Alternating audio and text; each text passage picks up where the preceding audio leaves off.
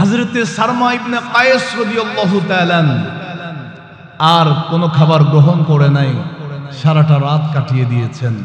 পরের দিন সকালবেলা আবারও মাঠে চলে গেছেন কাজ করার জন্য। উত্তপ্ত রোদের মধ্যে কাজ করতে করতে দুপুরবেলা হঠাৎ তিনি মাঠের মধ্যে অজ্ঞান হয়ে পড়ে আছেন।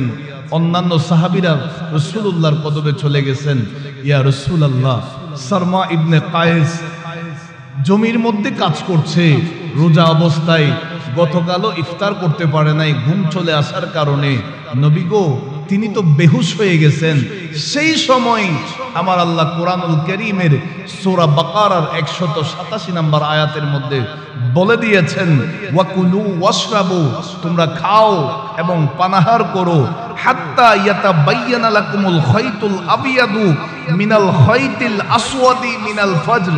আল্লাহ বলেন, যতক্ষণ না তোমাদের জন্য প্রকাশ হয় যে সাদা রেখা কালো রেখা থেকে, অর্থাৎ তোমরা সারা রাত পানাহার করো, আহার করো, পান করো, যতক্ষণ না সুবহে সাদিকের আগ পর্যন্ত, ফজর পাঠার আগ পর্যন্ত, অর্থাৎ সাহারির টাইম যতক্ষণ থাকবে ততক্ষণ পর্যন্ত তোমরা খাবার গ্রহণ করতে পারবে। জুড়ে বলিস, আর একটু জুড়ে বলি।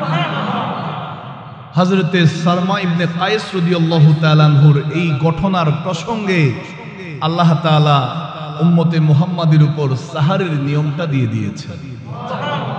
বছর ঘুরে এলো আবার মাহে রমজান, বান্দার তোরে প্রভুর দেওয়া এলো ইমতিহান, বান্দার তোরে প্রভুর দেওয়া এলো ইমতিহান, প্রভু দিবেন প্রতিদান, স্বাগতম মাহে রমজান, প্রভু দিবেন প্রতিদান, স্বাগতম মাহে রমজান।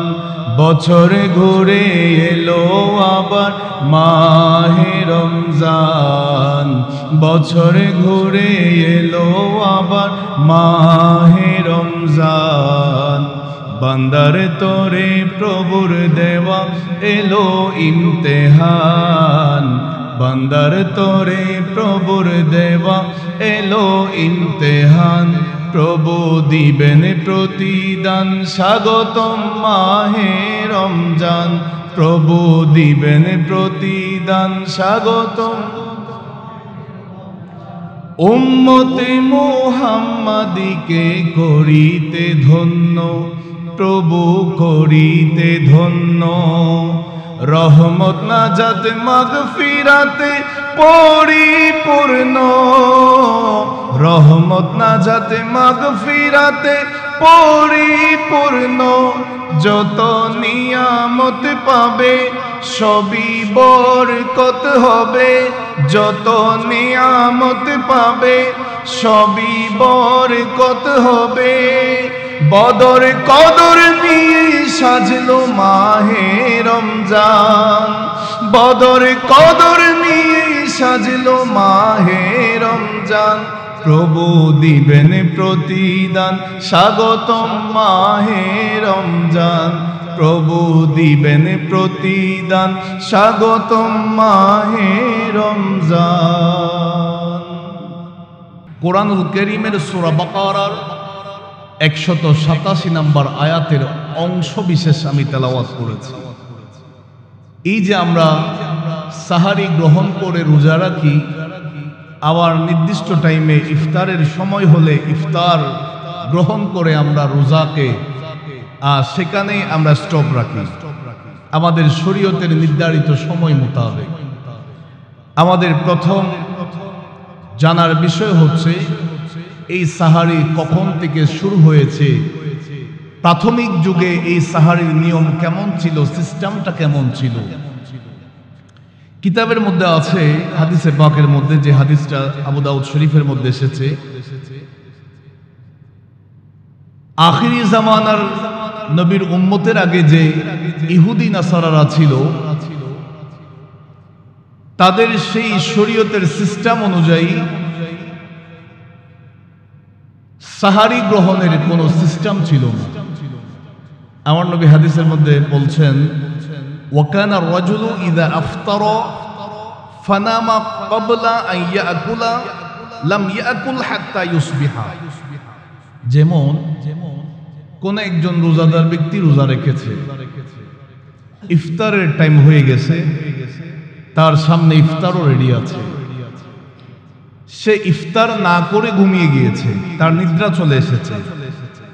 ফানামা ক্বাবলা আন ইয়াকুল, খাবার গ্রহণের আগে তার ঘুম চলে এসেছে।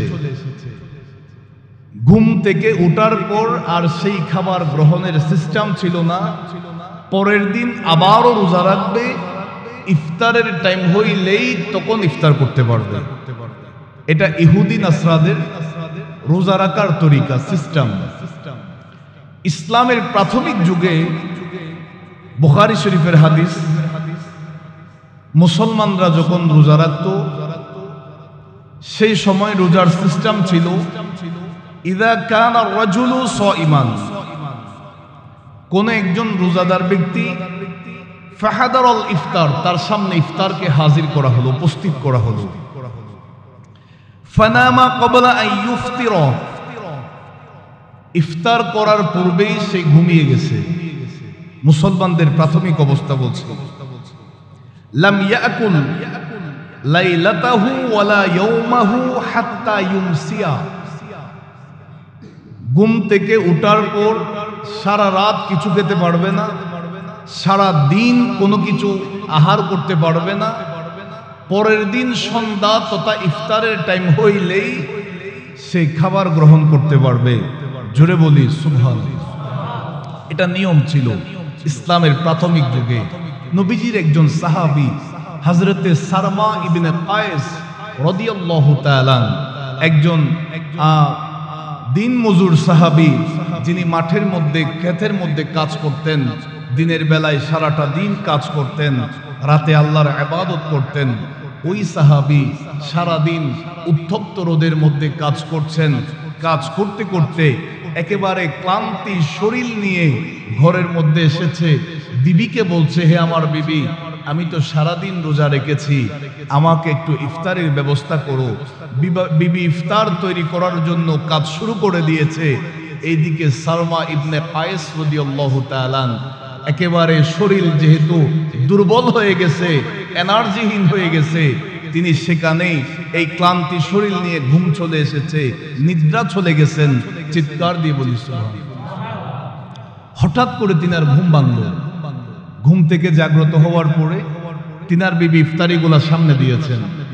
সালমা ইবনে কায়েস বলেন, আমাদের শরীয়তের সিস্টেম তো ইফতার গ্রহণের আগে যদি ঘুম চলে আসে তাইলে ঘুম থেকে উঠে ইফতার করার কোনো সুযোগ নাই, সুতরাং আমি কালকেও রোজা রেখে দিব, আর কোনো খাবার আমি মুখে দিব না। চিৎকার দিয়ে বলিস। হযরতে সালমা ইবনে কায়েস রাদিয়াল্লাহু তাআলা আর কোনো খাবার গ্রহণ করে নাই, সারাটা রাত কাটিয়ে দিয়েছেন। পরের দিন সকালবেলা আবারও মাঠে চলে গেছেন কাজ করার জন্য। উত্তপ্ত রোদের মধ্যে কাজ করতে করতে দুপুরবেলা হঠাৎ তিনি মাঠের মধ্যে অজ্ঞান হয়ে পড়ে আছেন।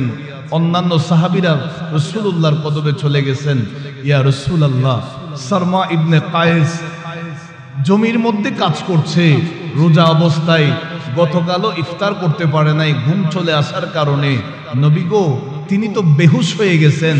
সেই সময় আমার আল্লাহ কোরআনুল কারীমের সূরা বাকারার 187 নম্বর আয়াতের মধ্যে বলে দিয়েছেন, ওয়াকুলু ওয়াশরাবু, তোমরা খাও এবং পানাহার করো, হাত্তা ইয়াতাবায়্যানা লাকুমুল খাইতুল আবিয়াদু মিনাল খাইতিল আসওয়াদি মিনাল ফজর। আল্লাহ বলেন, যতক্ষণ না তোমাদের জন্য প্রকাশ হয় যে সাদা রেখা কালো রেখা থেকে, অর্থাৎ তোমরা সারা রাত পানাহার করো, আহার করো, পান করো, যতক্ষণ না সুবহে সাদিকের আগ পর্যন্ত, ফজর পাঠার আগ পর্যন্ত, অর্থাৎ সাহারির টাইম যতক্ষণ থাকবে ততক্ষণ পর্যন্ত তোমরা খাবার গ্রহণ করতে পারবে। জুড়ে বলিস, আরেকটু জুড়ে বল। হযরতে সালমা ইবনে কায়েস রাদিয়াল্লাহু তাআলা আনহুর এই ঘটনার প্রসঙ্গে আল্লাহ তাআলা উম্মতে মুহাম্মাদের উপর সাহারের নিয়মটা দিয়ে দিয়েছেন। আমার নবী হাদিসের মধ্যে কি বলেন, আল্লাহর নবী বলেন তাসাহহারু, এটা সহিহ বুখারীতে এসেছে, মুসলিম শরীফের মধ্যে এসেছে, তোমরা সাহারি গ্রহণ করো। আমার নবী বলেন ফা ইন্না সাহুরা বারাকা, সাহারির মধ্যে বরকত আছে। সুবহানাল্লাহ বলেন। স্বাভাবিকভাবে আমাদের একটা প্রথা আছে, হয়তো রাতে ঘুম থেকে ওঠার সুযোগ হয় নাই, এখন রোজা তো ফরজ, সে রোজা রেখে দিছে। রোজা রাখার পর সবার কাছে একটা ক্রেডিট নেই যে আমি কালকে সাহারি না খেয়ে রোজা রাখছি। এ ধরনের কিছু মানুষ আছে না? আচ্ছা, এটা কি ভালো? সাহারি না খেয়ে রোজা রাখলে কি সওয়াব বেশি? ইসলামী শরিয়া বলছে সাহারি গ্রহণ করে রোজা রাখো, কারণ সেই সাহারির ভিতরে বরকত আছে। আর একটু জোরে বলেন। সে সময় থেকে সাহারের নিয়মটা স্টার্ট হয়েছে।